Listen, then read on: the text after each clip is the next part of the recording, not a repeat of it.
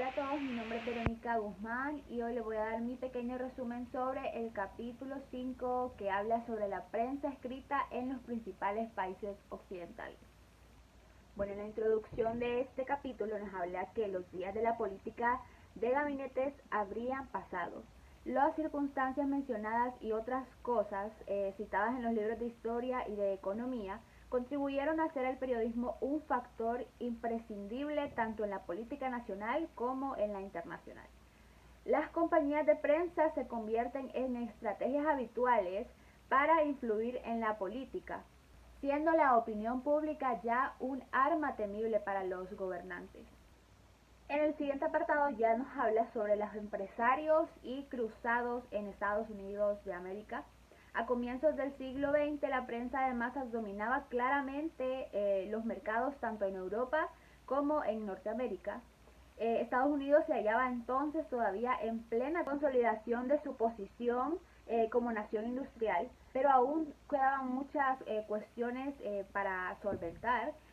Cuestiones que afectaban directamente a la vida de los ciudadanos, problemas políticos y sociales. Nacionalistas e internacionalistas se enfrentaban en el campo de las relaciones internacionales. En la arena doméstica chocaron teorías del capitalismo salvaje contra los afanes de reformadores sociales, que pretendían un mayor reparto de la riqueza.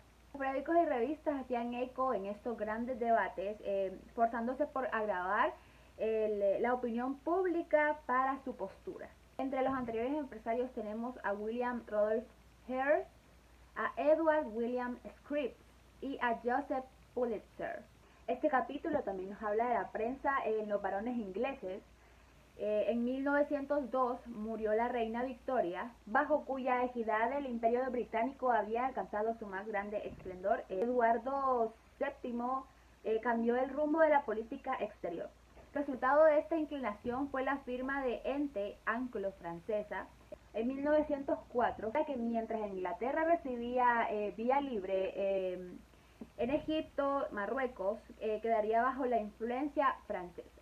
Las nuevas constelaciones en política exterior se complicaron a causa del afán expansionista Guillermo II de Alemania. La prensa francesa a comienzos del siglo XX. Solo la Petite Presse vivía de días gloriosos, sino que también la prensa política creada y desarrollada por empresarios estadísticos.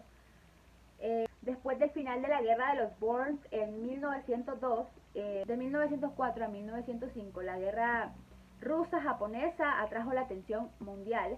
Por primera vez la telegrafía sin hilos estuvo al servicio de la prensa. Pero a comienzos del siglo nada hacía presagiar que la Primera Guerra Mundial finalizaría. También la época dorada de la prensa francesa. En el capítulo también hacen énfasis en lo que fue la evolución de la prensa política. En cuanto a la prensa política, la gama era muy amplia y abarcando desde periódicos radicales hasta publicaciones monárquicas.